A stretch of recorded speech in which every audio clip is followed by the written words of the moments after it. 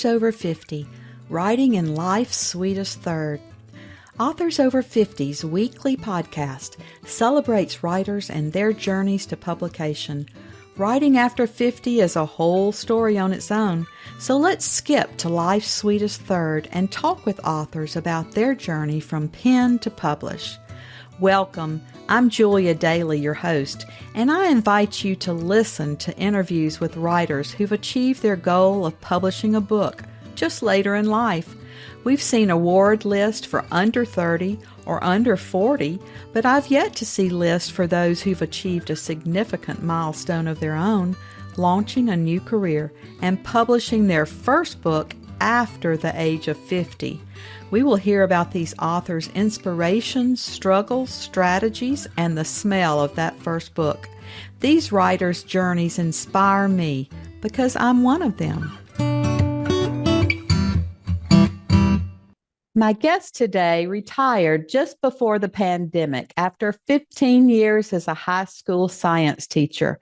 Before being a teacher, he served as a junior officer in the United States Coast Guard. Then he decided to write his debut novel.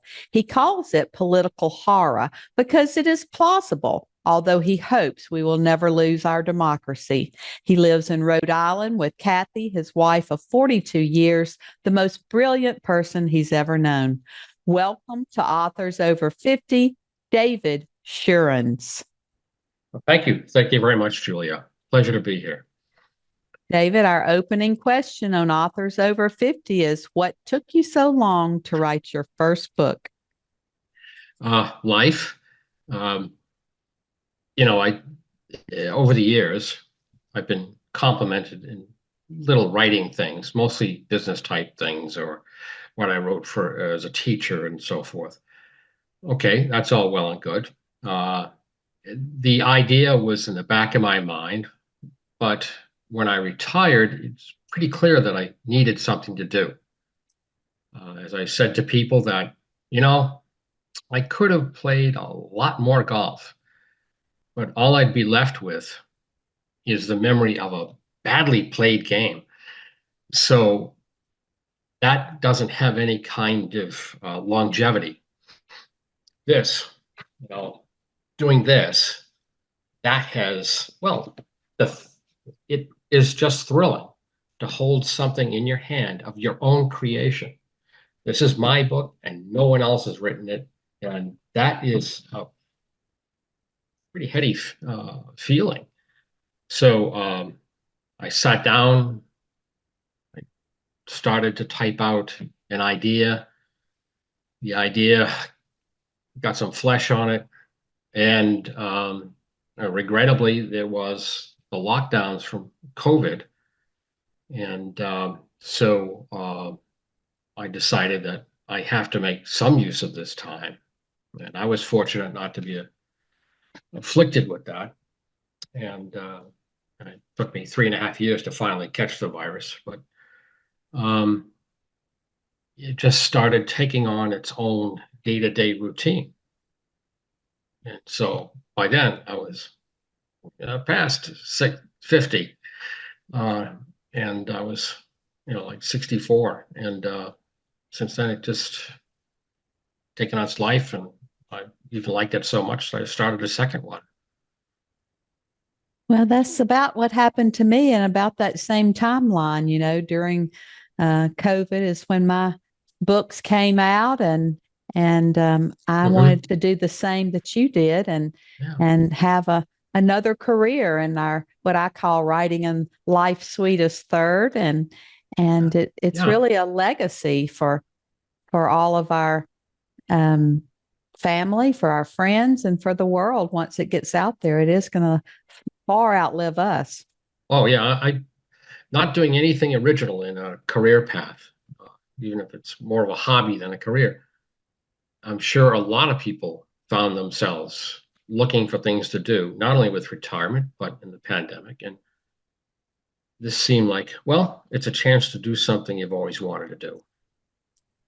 And it becomes addictive. It does. I find myself I'm downstairs and I'm watching the news or something, like, oh, wait a minute. I'd run upstairs, okay, type out 100 words, 200 words. Okay, enough. Then do it again. So it's in little bursts sometimes that I managed to get it done. And well, that was a lot of bursts, let me tell you. It really is. And when you flip through your book and look at all the words you wrote, it's just really impressive how all that comes out of our brains. Yeah, I it's just amazing. Where did all this come from? I've interviewed so many authors who have dreams, and they have to wake up and write something down, or they're in yoga and they go into a semi-conscious state and they figure out their plot line. And Yeah. I like to exercise and ride my bike, and it's amazing what exercise will do to your brain and how ideas will come to you. Oh yeah, I found that they come at you while you're driving, all sorts of strange places. But I think one of the things that I found most effective was to not sit at the laptop and try to force the issue. The gaps in the plot holes, or whatever, how to connect two events, that will come to you. You just have to let it go for a while. Yeah. And at least that's been my experience. I'm sure other authors have a different approach. But for me, that's what works. Little spurts, like maybe an hour, no more than two, but mostly I'll walk away wondering, okay, what should I do next? And the answer starts to come. You just hope you're in a place where you can remember to write it down, so you don't I, forget it. I've written on lots of scraps of paper in different places. Oh yeah. Once you finished the manuscript, how did you proceed? Did you search for an agent, decide to choose a hybrid, a small press, or did you self-publish? There's a firm here in Rhode Island, Stillwater River Publications. They're now over in the other side of the bay, West Bay, we call it up here. And they're a small press, and they offer a number of different, like, a la carte services. And they arrange for it to be formatted, put on Amazon, and all that kind of stuff. And uh, I'm quite pleased by what they did. Like most authors, I wanted to get it out, and so I went, did not do the literary agent search at that point. I think I may go with them on the second one also, out of the sheer feeling of comfort. They were on time and on target.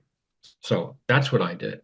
Now, is there a third one in me? I think so. And maybe I'll try the literary agent kind of route to see how that goes. Because the second one's almost done. We have so many options these days as Oh, authors, I know. and we don't have to go with the big five or the agent that, you only get 10% of the proceeds. And so Right. I've heard Yeah. from authors who are with the big five, and they say they're still responsible for doing all the legwork, for all the marketing and promotion. And so I love a small press. I think you get a lot more attention there. Yeah. A little bit more, let's say, customer service. Yeah. So I'm pleased with that. Uh, and I am obviously doing a lot of my own promotional legwork, as you say. Uh, it does give me something to do. I just think that unless your name is Stephen King, there's no guarantee that a traditional publishing house is going to pick you up. You might get lucky, you know, uh, but the odds are not in your favor, to paraphrase another novel. But anyway, Well, you are writing a second and maybe a third. Is this a series? no, it is not. Refuge is a standalone. I suppose I could make a sequel of it some other time, but that's not in my thought train right now. The other one is another thriller, but it's an entirely different kind of setting, a little bit simpler, a little bit more straightforward. It's just about an author who wrote something that made people upset, let's say, very upset. And now they're stalking him, they're harassing him. And I'm trying to work it through almost like a crime and psychological thriller. So maybe this spring it'll be out there and I can hold it up. That'll be fun. It's very exciting. And they say that we need to write series, that we need to write at least 3 books to even start earning out. So you're on the right track. Yeah. Now, the third one might be historical fiction, more local here in Rhode Island. Being a long ago, in the 1980s, a Coast Guard officer, I thought that looking at, say, around the year 1905, 1904, the United States Life Saving Service, the old days before the Coast Guard, you had wooden surf boats and iron men where they rowed out into the surf right off the beach. That could be interesting historical fiction, especially if I tied in with an actual, well, horrific boat sinking, ship sinking that was 1905 right off here in Rhode Island. So I'm thinking that would be an interesting literary adventure for me to go with that. Sounds very interesting. And I see that you would have the possibilities of having dual timelines as well and have, the present day Coast Guard and then go back with Well, flashbacks or I hadn't thought of it that way, but again, it's all the writing is up in here right now, Mhm. and so it could be very interesting. Yeah. Maybe a present day person finds the wreck and then you go back in time or something like that would be fun. Maybe, who knows? There's no barriers really No, to just your what you can do. So, imagination. Yeah. and that's one thing that I would say to anybody who sees this podcast, and if they want advice from a newbie author, there really aren't any barriers out there. Yeah. One bit of practical advice I would say is that as you finish the book, have your promotional strategy and lists of things to do, have that ready. And don't wait until it's popped up on Amazon. That would be something to consider. Yes, I think about 3 months in advance is when we're supposed to start all of that, if not before. And speaking of publicity and marketing, that's usually a challenge to writers because they want to be writing, not promoting themselves. Have you found anything that's worked for you, or maybe something you tried that didn't work? Uh, let's see. I've done the press releases. I've gone to local events. This is one thing I think you should look for if you're new at this, is look for a local writers association because we have the Association of Rhode Island Authors, ARIA, and there's about 300 of us in that, and they hold a big December book expo. They help sponsor other local author events. As long as you're part of them, you can get in. So that is, they open a great big door for you, and they can provide advice, all sorts of things. And you get to meet fellow authors who are local to the area. So that would be a big step to take if you were going to start out. And then there's, Facebook. You can always try finding, let's say, a Facebook readers group or authors group that's kind of in your genre or niche, or just generalist ones, and just throw stuff out. I don't know how effective that's been, but it's like, okay, I've got to do something.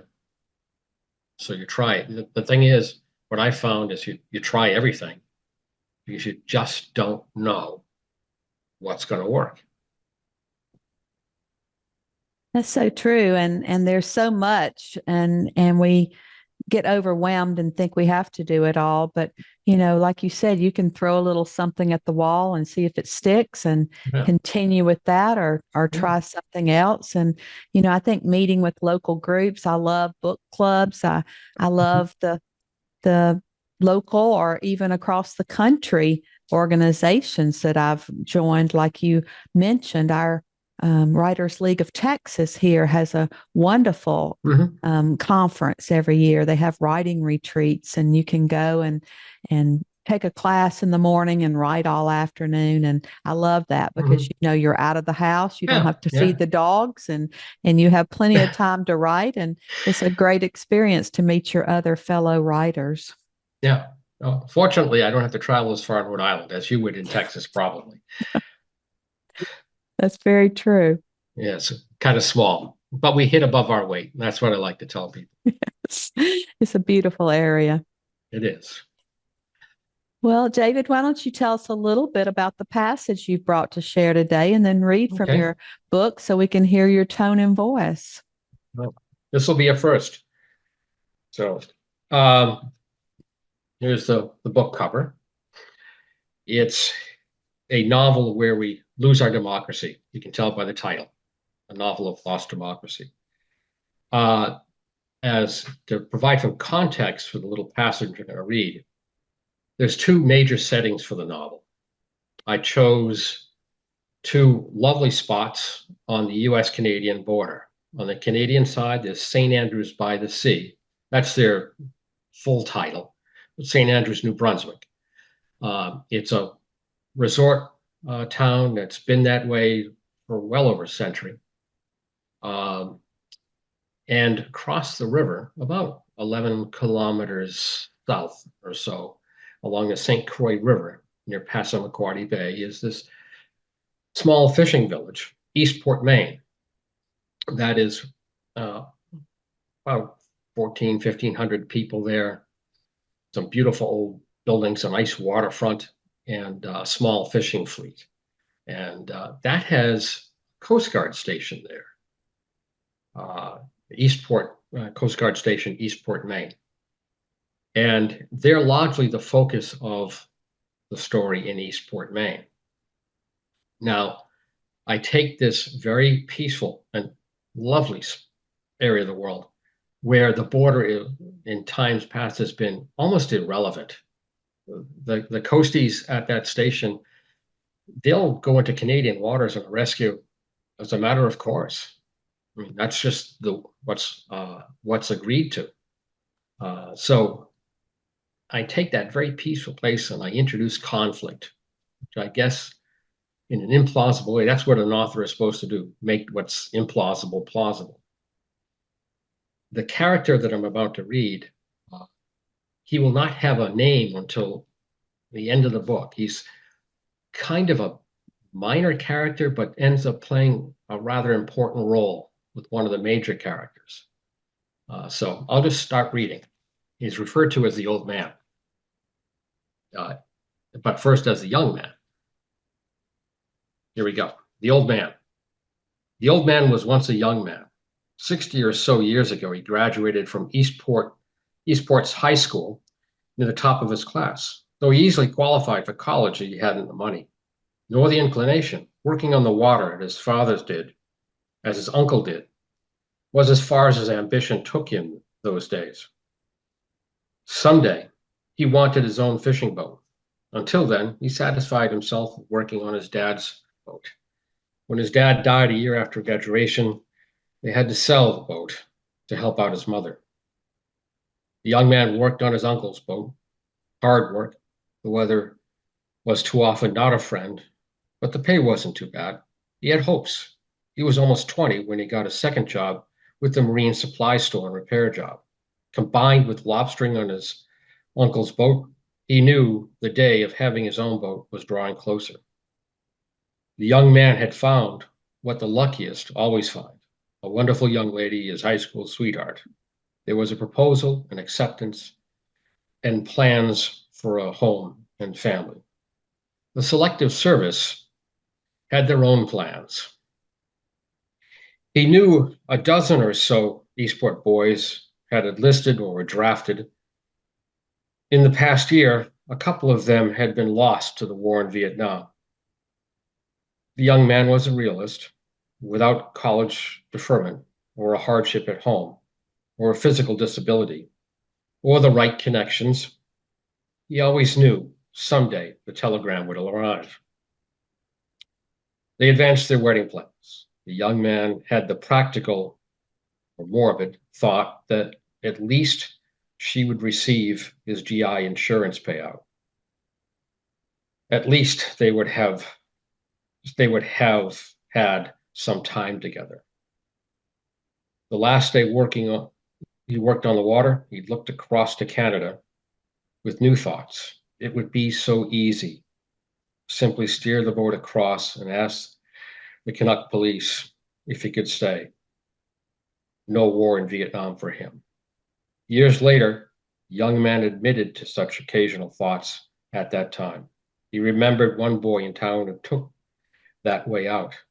As far as he knew, today that boy is still out there living his life as a Canadian. He would not do that. How could he? His grandfather fought in the Argonne. His father and uncle both served in combat in the European theater. Only 7 short years later, they lost their younger brother in Korea.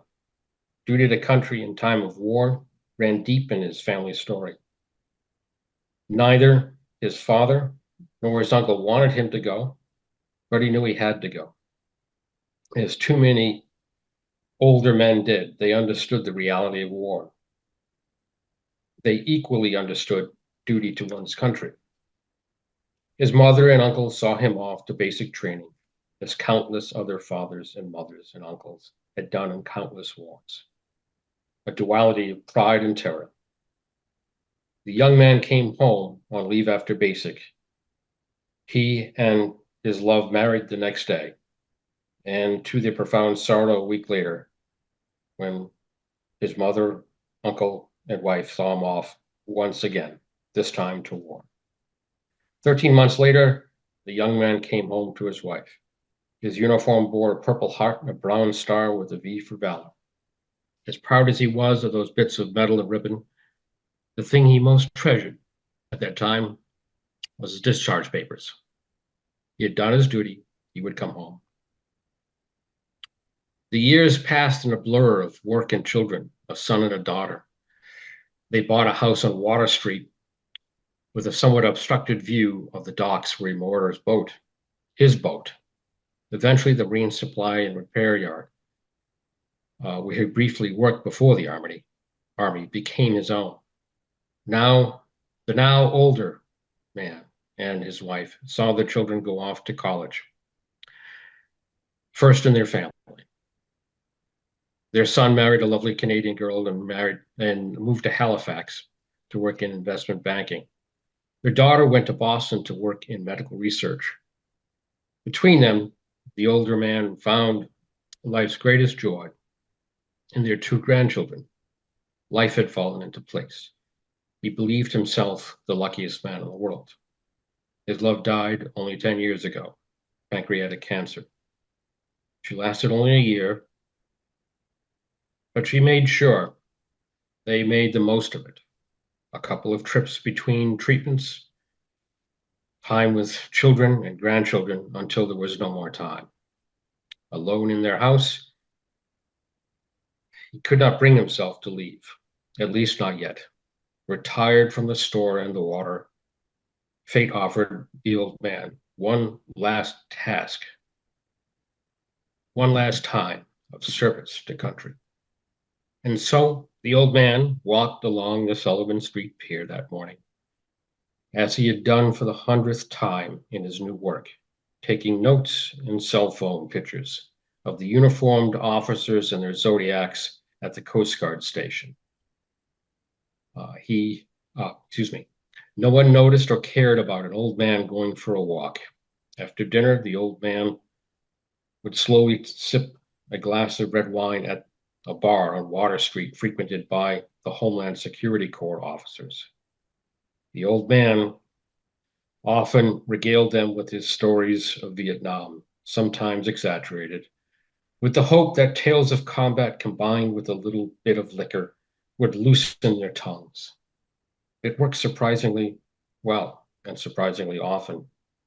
They returned the favor with stories of their own past and new duties on the St. Croix, and their complaints. In the evening, as he had done so many times before. He would email the pics and notes to a friend of his son, one Robert Leclerc. The old man had purpose once more. That's the passage. That's great. I love your description of such a life, and it just had us there. I remember those times, those boys and friends in high school going off to Vietnam and for you to describe all of that in his life and then give him new Thank you. purpose. That's very interesting. Yes, the last name mentioned there, Robert Leclerc. He's another character in the novel.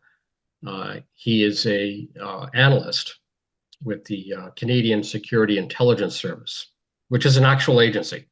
I didn't make that up.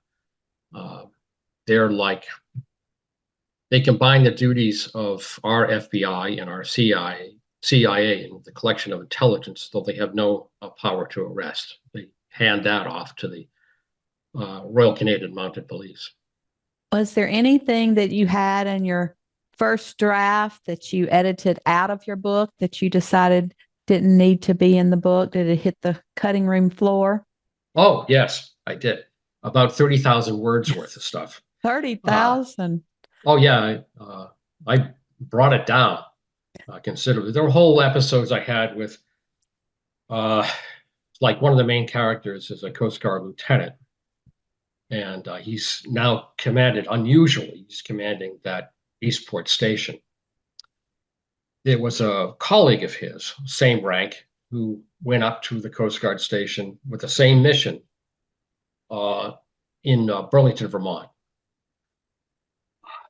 After, I tried to edit things out, I decided to drop that part because it wasn't essential. And there was mention of the Vermont Air National Guard. They have their squadron up in Burlington, Vermont. Also, I had to drop that whole episode in the last part of the book and their role. They get a brief mention, basically a line, but I had to drop that whole thing. It's too bad. I like that part, but I decided I got to edit this down. There's going to be some parts that I don't want to, but I have to. Well, you can always save that and it can go into another novel. Yeah, who knows? Who knows? But anyway, the old man, by the way, is of all of them, he may be a minor character, but he's my favorite. I don't know why. He sounds like a great character. Do you Thank you. complete your research before you begin writing or as you go along? A lot of it is as I go along, uh, because sometimes you're just starting to type out things, and oh, okay, well, this character, I need to know something about the background. Like if there's one character that's introduced early on, Roy Wilkins. He's an RCMP officer, a sergeant. Well, I should, before I start really talking about him, I should really know something about the RCMP. So I have to go back and do something with that. So back and forth like that. Yeah, definitely. What does writing success look like to you personally? Boy, that's a good question. I think there's a dual nature to it. Sure, I want the recognition of sales, like anybody else. I want the good reviews, but there's also the personal one that I keep to my. Well, I was about to say keep to myself. I guess it's not going to be to myself right now, but the idea that I did this. This is mine. I I had something to say, and I said it. You know, so there's a dual purpose. The practical side is, yeah, I'd like to cover my costs. you know, Well, it's a uh, great accomplishment, and not everybody can write a book. And no, the fact that you did is really quite remarkable. thank you. Well, a lot of other people have, but I do realize that most people haven't. So it's kind of nice. That is kind of nice. Well, they say about 2 million titles are released in the US every year. So it makes it difficult for us to even have our voices heard. But Yes. as I said before, it is such a legacy. And I wonder what your family thinks about you becoming a writer. Well, they enjoyed it. In my extended family, there's another person, Mark, who's written a novel, a fantasy novel, and I have a brother-in-law, the gentleman who did the book cover art. He's a rather accomplished local artist, so you know, so there's a few creatives, in our extended family. But yeah, they said some nice things. Well, it's always great to be a local celebrity, but then you push it out and get national recognition as well. So it's very exciting. Yes, it is. I'm still waiting for the HBO screen rights, but I'm patient. Well, be patient. I've got my books being shopped around to studios and in LA and they say, "Oh, Julia, they could buy the rights to this and put it on a shelf for 20 years." And I said, "Well, I don't have 20 years. I'm going to be in a wheelchair now going down the red carpet." Yeah, yeah. I'm an author in New Brunswick who read and reviewed my novel. She started talking about, oh, they should make a movie of this. I haven't a clue of how that works.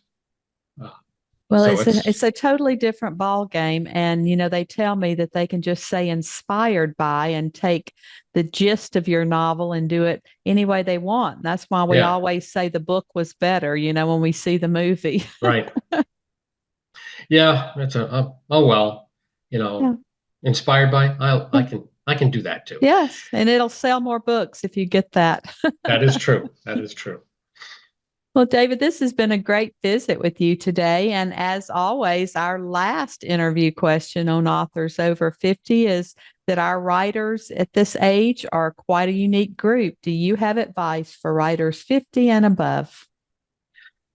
Uh, do it. I mean, there's no real training for this.